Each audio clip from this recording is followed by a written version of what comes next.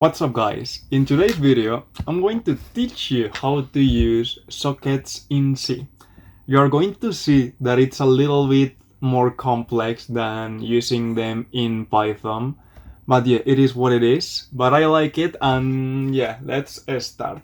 So, in order to use sockets, you have to know one thing. That is that you have to know that we have a client and we have a server. So the server is the one who is here waiting for connections, and the client is the one who connects to the server. Once the client has connected to the server, the client can send him things, or the server can send him things, or whatever. So yeah, how do we create a server? First of all, we have to use a socket. And how do we use sockets in C?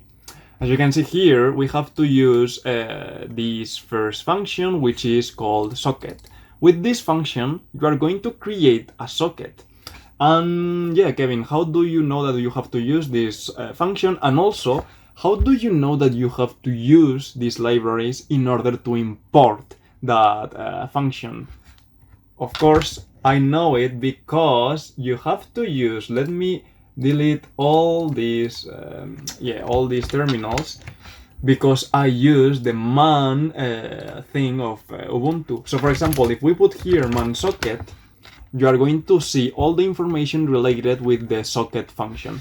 So first of all, you see that we have to use those two libraries, and then you see the arguments that they use. So for example, this first argument refers to the type of packets that you are going to use in the connections. So we are going to use the IP version 4, and for that we have to put AF in it. So if we continue going up here, you can see that this refers to IP version 4 Internet protocols. And if we continue going down, you see the second argument, which refers to which type of socket we are going to use. So sockstream refers to a TCP socket, and sockdiagram refers to a UDP socket. I don't know anything about these ones, but yeah, you have it here. If you want more information about this function, you can check the man page. The last argument, I don't know what it does, but leave it in 0. Just leave it there at 0. If you want more information, come here and check it. Then we are the server, and we have to establish, it's not establishing, but like linking an address to the socket. How do we do that? First of all, we have to create an address. And how do we create an address? We use this structure. Here we have the address, and first of all we have to put the packets, the type of the packets. We said that is IP version 4. Then one address, this is just the local host. And here you have to put the port that the socket is going to use. As you can see, it's not putting just an integer. No, you have to put it in a special way. This function puts the integer in that special way. But I didn't know how to use this function, and my classmate, Rodri, is the one who knew that when we did something a lot of time ago. So yeah, Rodri is the one who knows that, and I want to give him credit for that. So yeah. Then once we have this, we can bind the direction, and yeah, this is how you do it. Then what we have to do is that we have to listen for connections. But in order to do that, we have to set a number of connections that we are going to listen to. And as you can see here, we use the function listen.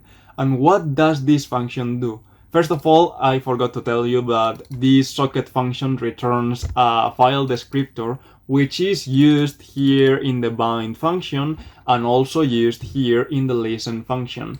So what we do here is that we are saying, okay, I want this socket to have a queue. Well, those all have queues, but I want it to have a queue of the length with a length of 5 connections. So this means that if we have 5 connections and someone else tries to connect, at this moment we can't accept this connection because we are full. So this connection will not come and will be lost. So yeah, with this we are set, like the socket has been set, like we have done everything in order to set the socket. And now the thing that we have to do is that we have to accept connections. So now we are like this, and if a connection comes, we have to accept it. So how do we do that? in the server part, we have to use the accept function, and again we have to use the server descriptor, and here we have to use other arguments that I don't know what are them, but again we can use the man of accept, and here you have all the information. So yeah, once you do that, like once you accepted a connection, we have to read what the client has written. How do we do that? First of all, you have to know, as you can see here, that the accept function returns the client descriptor. And why is this happening? Because the client writes in this descriptor. So everything that the server wants to read is going to read it in this descriptor. In order to read this, you use the read function, which is being imported with this function, with this library, sorry. And yeah, you use the read function with a string, and then I print whatever is received. Here we close the descriptor because we finished the execution, but if we go to the client code, you can see here that, well, the imports are the same, well, the includes are the same, but you can also see that the calls are like the code is smaller. And why is it smaller? Because with the client we have to do different things. Yes, we have to create a socket in the same way we did it in the server, but also we have to connect to the server. That's why here we have to put the address of the server and the port of the server. Yes, we have to create again that sock_addr structure, and we have to put the information of the server.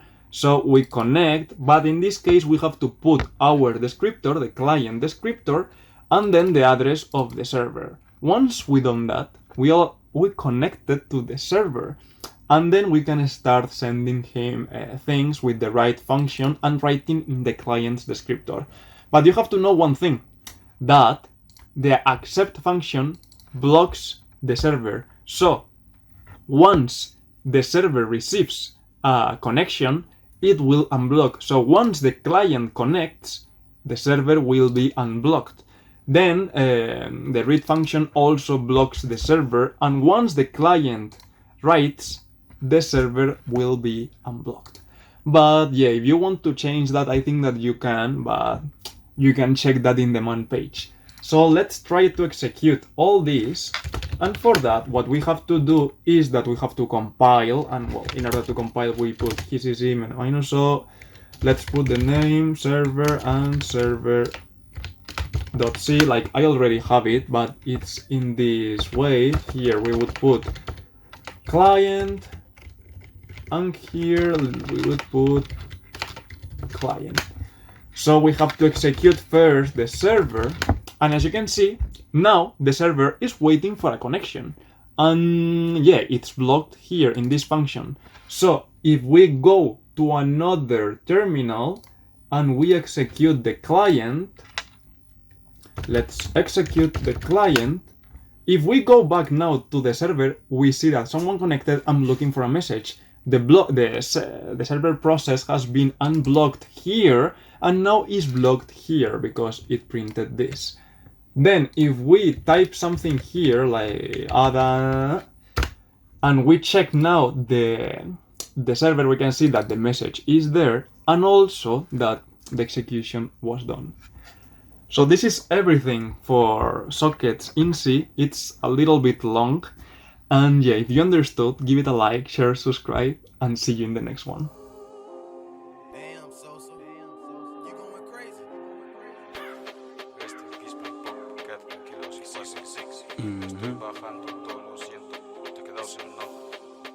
Ay.